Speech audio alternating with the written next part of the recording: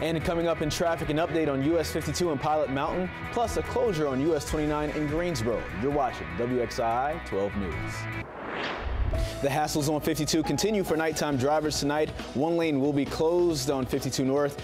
This is going to be at Rams Drive, and you may have noticed a little bit of a lane shift in that area if you've driven by today. This closure lasts from 8 until 6. Let's take a live look at our first traffic camera. This is in Winston-Salem, I-40. This is at the Clemensville Road exit. You see there's still an accident that's moved over to the side, not impacting traffic too much in this area. In Greensboro, we're looking at I-40 at Business 85. Everything smooth in Greensboro. More updates for you in a few minutes.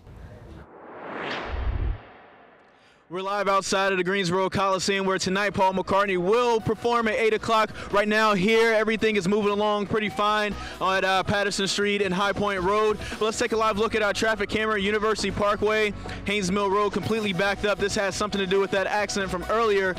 Drivers using Business 40 this weekend will run into an inconvenient closure, but the opening of the new Macy Grove Road Bridge will make their daily commutes even more convenient. Over the past few weeks, drivers have experienced congestion and closures along Business 40 due to construction.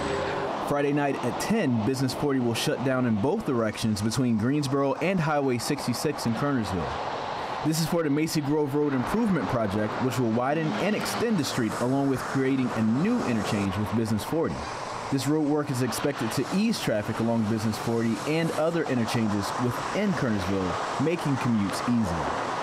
The closure is expected to open back up on Monday morning, just in time for the new work week.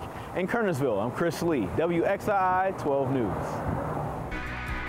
And coming up in traffic, a sinkhole has a section of Silas Creek Parkway closed. I'll show you how you can avoid this area in just a few minutes. You're watching WXII-12 News.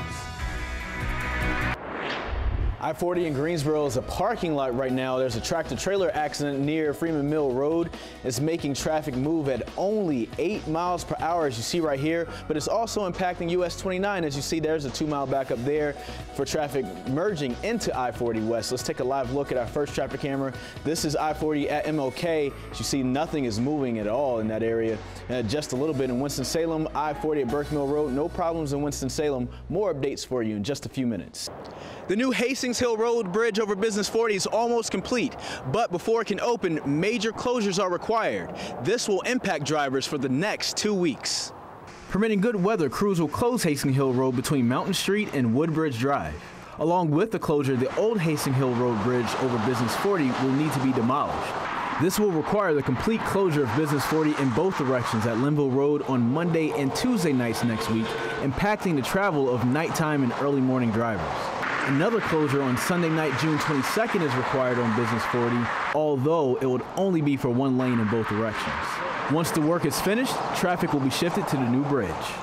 Hastings Hill Road is expected to reopen by 5 p.m. on Friday, June 27th. In Kernersville, I'm Chris Lea, WXII-12 News. Are you ready, Chris? Don't split your pants, honey. I'm worried about your pants.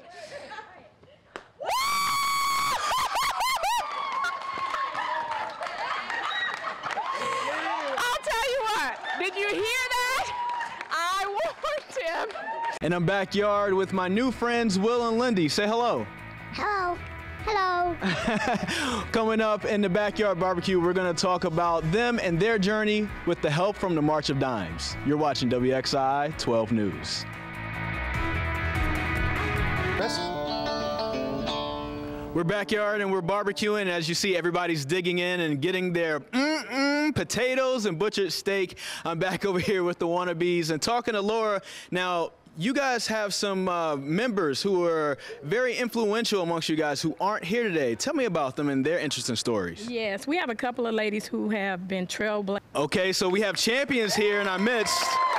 And actually, Mr. Jim here is the coach of that team. Tell me about the experience winning that national championship. Well, for the most part, it was wet, but it was really great.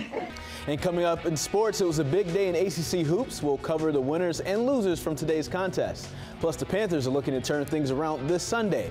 Whether Game Sunday could prove to do just that. You're watching WXII-12 News. Florida State quarterback Jameis Winston has been suspended for the first half of this weekend's game against Clemson for an offensive act. The university's interim president and athletic director announced the suspension today at a news conference. It comes after Winston was seen and heard in a Florida State cafeteria making an obscene remark. Today, Winston said he was sorry for the mistake that he termed selfish. There's been a massive outpouring of love and condolence messages from many people on Twitter for Dr. Maya Angelou's family, including many celebrities. Actress Alfre Woodard tweeted, #Maya Angelou has taken flight. Let her rise and hold fast to her words. We now have to learn to speak with clarity and beauty for ourselves. R&B singer John Legend tweeted, RIP Maya Angelou, what a beautiful soul. Jamestown, North Carolina. A small town with a population of about 3,500 and one famous ghost story. Lydia? Lydia? Lydia, are you there? Growing up near Jamestown and High Point, I always heard of Lydia's story. I even had a few classmates to tell me they've seen this mysterious ghost. I had to investigate. So what's the real story behind Lydia? I took to the streets of Jamestown to find out. She was attending a dance with a gentleman in Raleigh, and as they were coming home one evening, rainy, foggy night, they came here through the underpass, which is right over there, and it was narrow, struck another vehicle and killed them instantly. Main Street in Jamestown is where this bridge is located.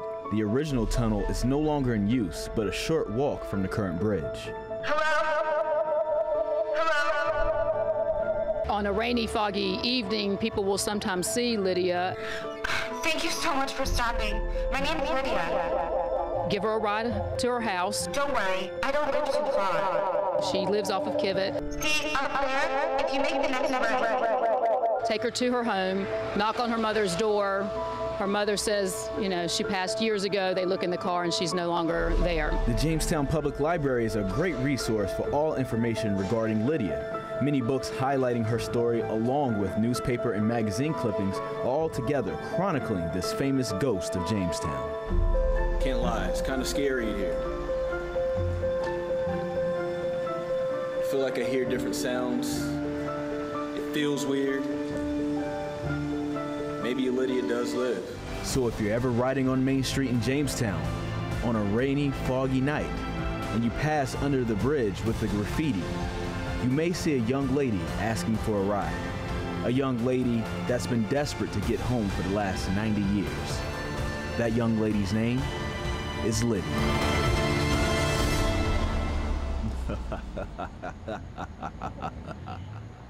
In 1995, I was 9 years old and my little sister was 7, and we discovered the Brady Bunch movie. It was awesome to us because we loved the cheesiness of it, the dancing, the singing, and even the threads. It was awesome to us. And our parents were like, you know, this came on in the 70s when we were your age. So we went back and we watched some of the old Brady Bunch shows, and it was just as corny, cheesy, and awesome as the movie. And I can't wait to watch it on MeTV. I'm Chris Lea, and I love MeTV.